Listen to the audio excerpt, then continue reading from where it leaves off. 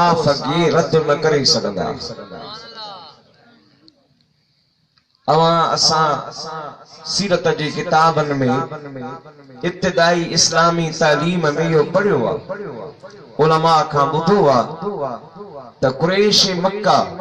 मुशरिकीन मक्का जेके सख़्त तरीन दुश्मन ऐं मुखालिफ हा मुंहिंजे महबूब जा, उन्हनि खां अगर को पुछा कंदो हो महबूब जे बारे में त चवंदा हा मुहम्मद सादिक ऐं अमीन आहे। छा आहे सादिक ऐं अमीन आहे, ए महबूब जूं सिफ़तूं। अबू जहल जहिड़ो सख़्त तरीन दुश्मन महबूब जे कमालात जो इनकार न करे सघंदो हो। जॾहिं उनखे ख़बर पई त उन जे पुट जे बारे में महबूबन फरमायो आहे त इनखे बगड़ चीरे फारे मारींदो, त उन पंहिंजे हिफ़ाज़ती दस्ते खे वधाए छॾियो। त अबू जहल चयसि तूं पंहिंजे पाण खे चाहे जो घर में बंदि करी या पंहिंजे हिफ़ाज़त जे लाइ हिफ़ाज़ती दस्तो वधाई, पर थींदो उहो ई जेको मुहम्मद जी ज़बान मां निकिरी चुको आहे। त अल्लाह जी ज़ाते बाबरकात पंहिंजे महबूब खे पंहिंजे उलूहियत ऐं वहदानियत जो दलील ऐं बुरहान यानी अहिड़ो दलील बनाए मोकिलियो आहे जंहिं दलील खे को रद्द न करे सघे। अल्लाह जी ज़ाते बाबरकात पंहिंजे महबूब खे टे हक़ीक़तूं अता फरमायूं आहिनि। हुज्जतुल इस्लाम इमाम ग़ज़ाली अलैहि रहमा फरमाइनि था आलम ख़ल्क़ में अल्लाह जी ज़ाते बाबरकात जेका बि शइ ख़ल्क़ कई आहे, पैदा कई आहे, हर शइ खे ख़ुदा ब हक़ीक़तूं अता फरमायूं आहिनि, पर महबूब खे अल्लाह जी ज़ाते बाबरकात टिन हक़ीक़तुनि सां नवाज़े। हर शइ जूं ब हक़ीक़तूं, हिकु उन जो ज़ाहिर हूंदो आहे, हिकु उन जो बातिन हूंदो आहे, पर महबूब खे अल्लाह जी ज़ाते बाबरकात टिन हक़ीक़तुनि सां नवाज़ियो आहे। मुस्तफ़ा करीम जी टी हक़ीक़त, हक़ीक़त मुहम्मदिया उहा है जो उन जो इल्म न जिन्ननि खे या न इंसाननि खे या न चार मुक़र्रब फरिश्तनि खे या न इंसाननि मां के अहले इल्म, अहले मारिफत, अहले ख़बर खे या उन जो इल्म हिकु मुहम्मद मुस्तफ़ा ॼाणे, ॿियो ठाहींदड़ ख़ुद ख़ुदा ॼाणे।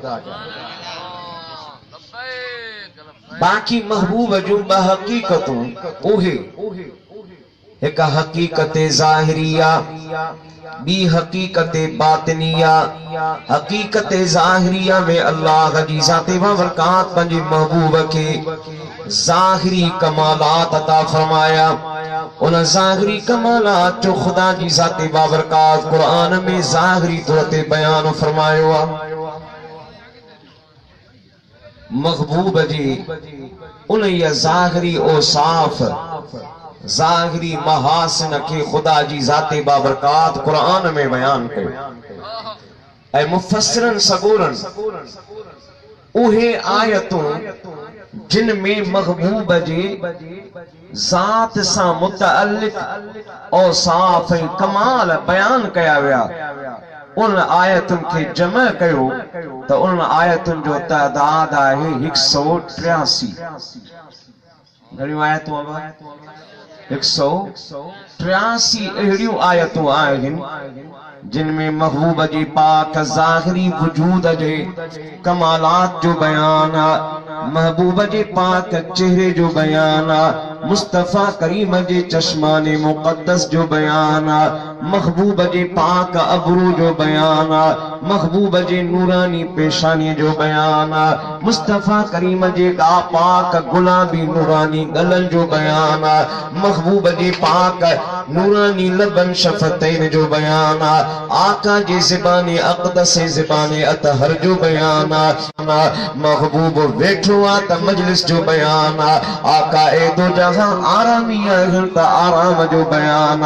महबूब चादर कुलन ते रखे त चादर जो बयान आका कंबल ओढ़े आराम फरमाए त सुमण जो बयान महबूब जी बच्चन जो बयान महबूब जी अज़वाज मुतहरात जो बयान आका जी गुलामन असहाबन जो बयान जे घिटिया ता लंघिया उन घिटिन जो ज़िक्र जिन रस्तन खां हलिया उन रस्तन जो ज़िक्र जे शहर में आया उन शहर जो बयान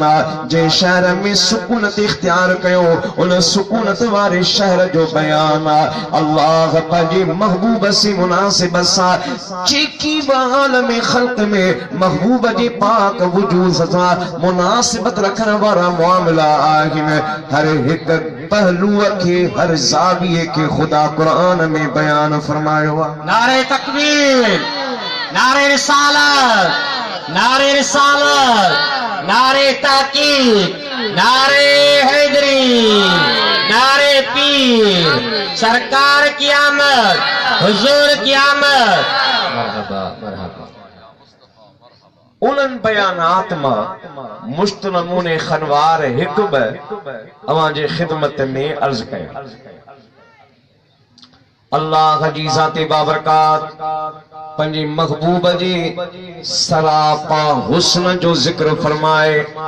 मुस्तफा करीम जे पाक चेहरे जो जिक्र फरमायो ऐं कसम खयो रब फरमाए वद्दुहा मुंहिंजा महबूब मूंखे तुंहिंजे रोशन मुनव्वर रुखे ताबा चेहरे जो कसम आहे अहले सियर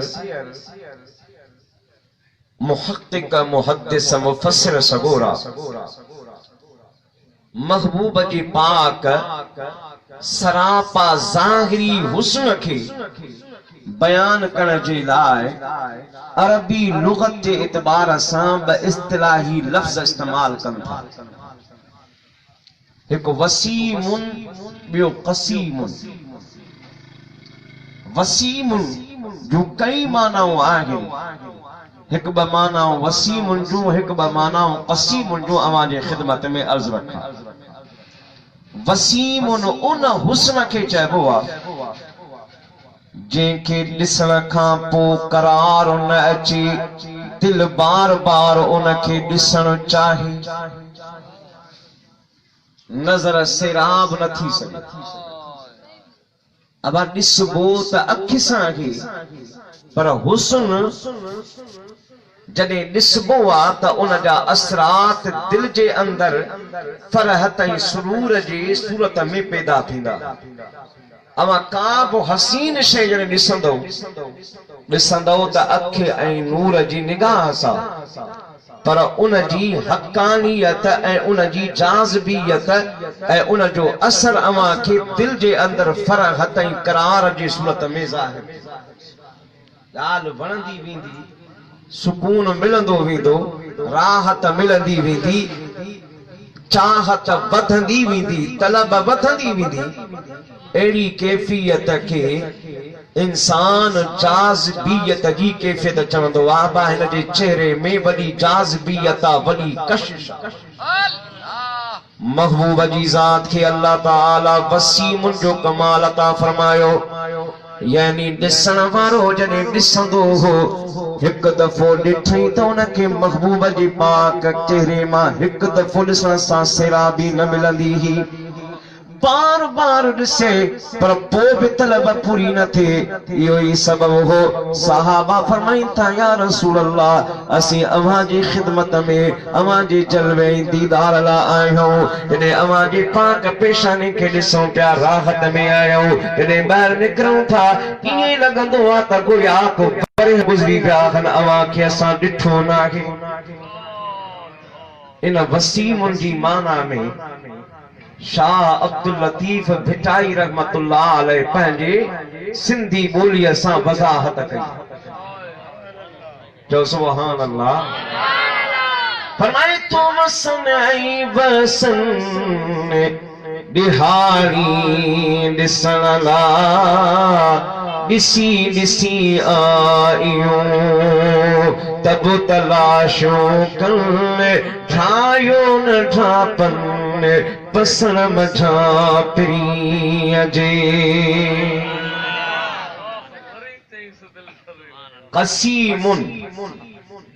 क़सीमुन जो इस्तिलाह